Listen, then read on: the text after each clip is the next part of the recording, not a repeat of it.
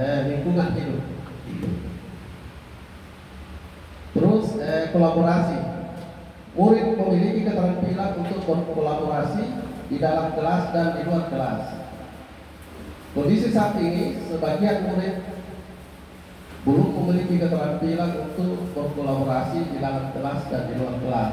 Nah, kondisi yang diharapkan adalah sebagian besar murid memiliki keterampilan untuk berkolaborasi baik di dalam maupun di luar kelas. Nah, bagaimana usaha untuk melakukan itu? Ya, sekolah dan maupun pendidikan bisa bekerjasama untuk membuat proyek dan pameran. Disitulah wadahnya anak-anak untuk berkolaborasi melalui kegiatan tersebut. Jadi sambil anak-anak berkolaborasi antar sesama siswa, sekolah juga berkolaborasi dengan gurunya. Jadi ada dua kolaborasi yang dikabur. Terakhir adalah assessment. Asesmen yang transparan dan otentik. Murid menentukan tujuan pribadi, memantau kemajuan dan terlibat dalam memberikan umpan balik kepada teman-temannya. Jadi kondisi saat ini, sebagian murid sudah dapat menentukan tujuan pribadi, memantau kemajuan dan terlibat dalam memberikan umpan balik kepada teman-temannya. Baru sebagian Bapak Ibu. Nah, kondisi yang diharapkan yang ideal itu, sebagian besar murid sudah dapat menentukan tujuan pribadi, memantau kemajuan dan terlibat dalam memberikan umpan balik kepada teman-temannya. Nah, bagaimana untuk memajukan asesmen yang transparan dan otentik? Yang pertama adalah di dalam membuat asesmen itu harus punya kriteria yang jelas dan terbuka. Ya. Kemudian asesmen dapat dipahami siswa dan orang tua. Jangan sampai kita membuat asesmen anak-anak tidak mengerti mau diapakan ini asesmen. Ya, contoh soal-soalnya. Kemudian umpan balik yang terbuka. Ya. Setelah kita melakukan asesmen, guru harus memberikan umpan balik kepada peserta didik. Ya. Kemudian prosesnya harus bisa ditelusuri. Nah, yang mana yang termasuk otentik adalah berbasis tugas nyata. Ya, bisa dalam bentuk proyek. Kemudian dilakukan dalam konteks nyata, multi sumber dan dapat mengukur keterampilan yang lebih kompleks. Dan keterampilan yang mau diukur dalam asesmen itu harus bersifat kompleks. Jangan hanya misalnya kognitif saja yang mau diukur. Ya, semuanya harus bisa diukur kalau kita membuat sebuah asesmen untuk peserta ini. Saya kira sekian dan terima kasih dari kelompok untuk kajian. Luar biasa. Ya, kita beri dulu salam barokah. Masya Allah, barakallah fikum. Ya, tentunya dengan karakteristik kelas pembelajaran mendalam yang ada 60, kita telah mendengarkan apa sih yang menjadi kondisi dan harapan dan strategi bersama. Pada sesi kali ini kami memberikan penguatan materi terhadap apa yang telah dikerjakan. Jadi dalam kondisi saat ini siswa kita ini diharapkan pertama tentunya keterampilan abad 21. Karena dapat C ya, satu critical thinking, kemudian pandai kritik, pandai melihat sesuatu untuk perbaikan. Yang kedua adalah bagaimana kritik itu disampaikan, namanya communication, komunikasi. Nah, untuk mampu mengkomunikasikan harus ada mitra, namanya kolaborasi. Dari kolaborasi, keterampilan C ketiga ini, itu yang nantinya akan melahirkan C yang keempat, kreatif dan empati. Ya, ini yang diharapkan. Maka tentunya, ya, karakteristik PM ini sejatinya mengantar ke arah itu. Ya, ada 6 ya. Pertama, siswa aktif bertanya. Jadi keterampilan bertanya itu menjadi sebuah hal yang kita ingin beri ruang dan peluang. Karena terkadang anak di kelas itu mentalnya untuk bertanya itu down gara-gara pola penerimaan guru di kelas itu yang tidak memberi ruang. Ada dua kemungkinan, anak takut salah, yang kedua takut disalahkan. Ya, kurang pede itu kurang pede ya biasanya karena kurang apresiasi. Makanya di awal kami katakan ada 10 keterampilan dasar seorang guru. Ini teori kita kuliah ya. Saya kira masuk ke depan. Ya, yang pertama adalah kemampuan bertanya dan memberikan penguatan.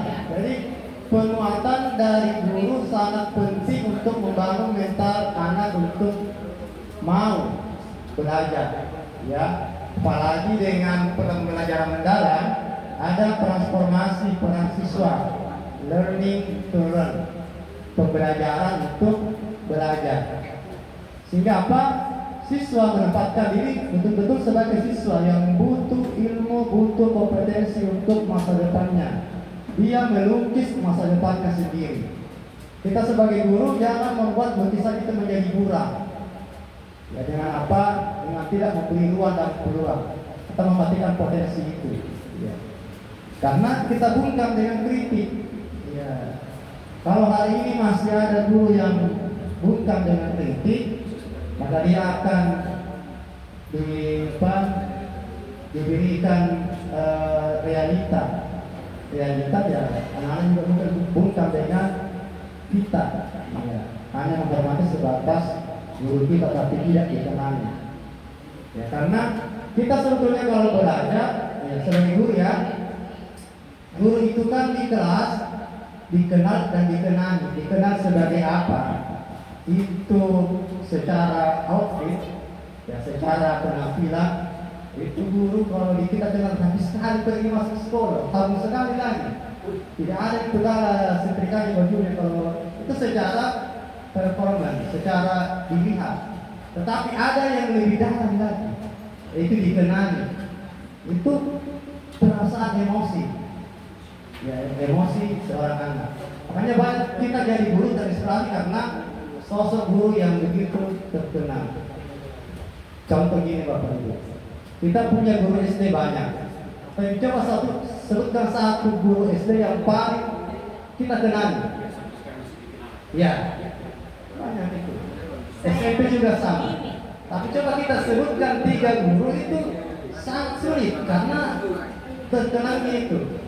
Ya, jadi belajar kan pertama modalitasnya.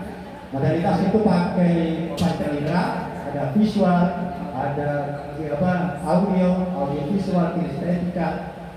Ini yang yang diharapkan. Jadi tentunya sebagai guru itu jiwa, ya, diluku dan ditiru. Kalau sebatas pendidik dan sebagai pengajar, itu lebih tentor. Ya, kalau sudah terampil sudah selesai. Tapi kalau guru, sepanjang kita menjadi guru, sepanjang itu pula jiwa kita masih ada walaupun sudah pensiun. Ya, Tuan Guru terus berada di Makassar. Ya. Kemudian ini, kan saya sudah jelaskan ya, pertanyaan lebih penting daripada jawaban.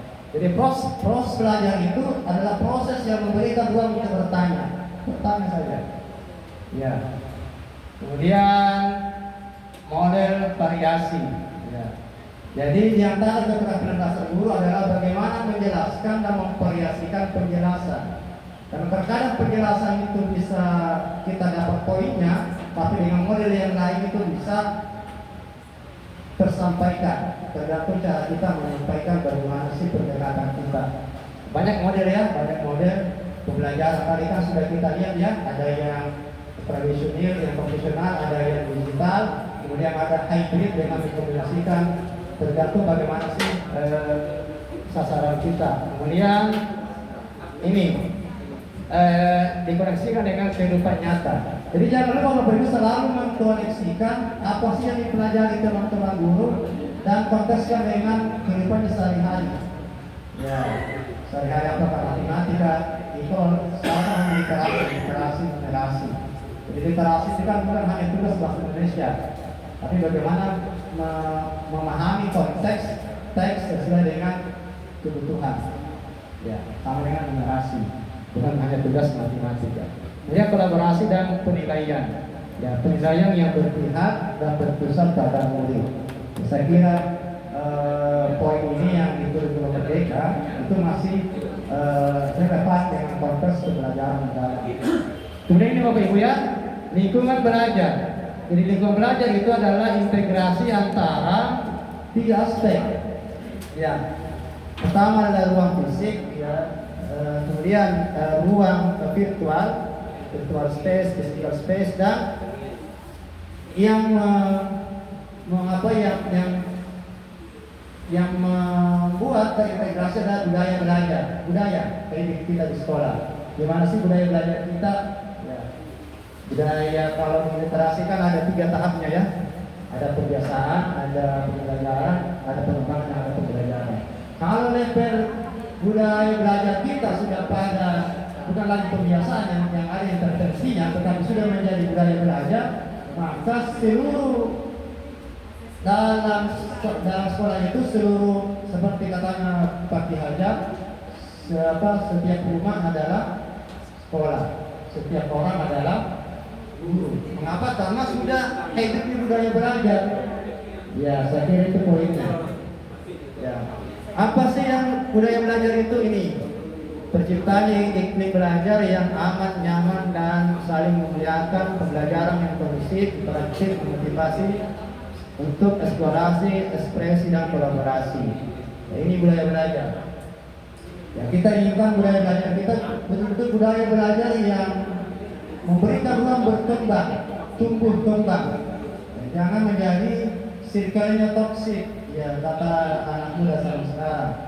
Ya, ada orang bapak ibu, ada fenomena di rumah keluarganya baik-baik.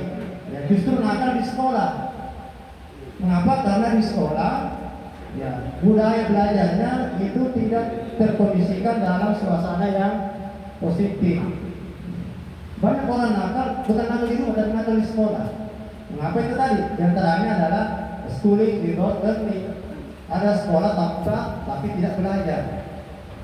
Ya, yang ini kita khawatirkan menjadi dosa kepada sekolah kalau di kelas-kelasnya ada schooling without learning, sekolah tanpa belajar. Saya juga sebagai kepala sekolah, ya, kalau nanti Bapak Ibu ada versi, kalau di kelas itu ada yang bermaksiat, kita yang nanti ditanya oleh Allah sebagai kepala sekolah. Walaupun secara kita nggak ada dosa, tapi ketika ditanya cukuplah menjadi penderitaan seperti kalau ditanya dengan polisi. Ya, jadi pastikan di kelas-kelas kita itu amat betul, ya, dari maksiat. Dengan apa? Memastikan tidak ada pembelajaran kelas tanpa sekolah tanpa belajar. Kemudian yang kedua Bapak Ibu, optimalisasi ruang fisik seperti ini Bapak Ibu ya, ruang kelas, lab, ruang konseling, lingkungan sekolah, perpustakaan, lingkungan alam, ya, rumah ibadah. Ya, untuk optimalisasi ini suasana belajar yang kondusif harus ada SOP-nya. Diperpuskan, dilarang, libur, membaca dan bersuara, dan itu penting. Jadi pengkondisian ruang fisik itu tidak dengan sendirinya, tapi kita buat pengkondisian, kita buat istilahnya rekayasa kalau lalu lintas, kalau di sekolah kita buat SOP-nya supaya betul-betul ruang fisik itu terjaga betul. Ya, apalagi ruang ibadah di luar musimnya.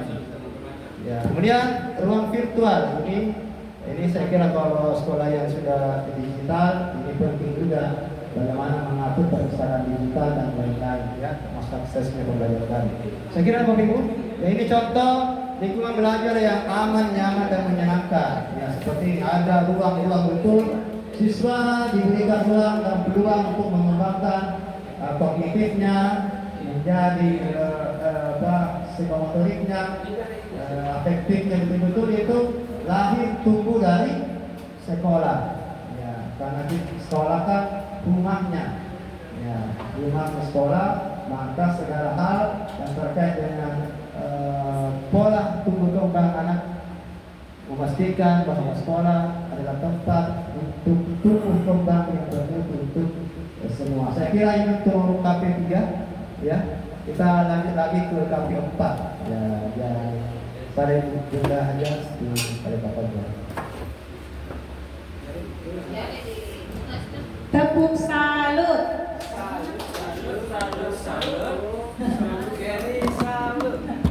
Tepuk salut. Dodami.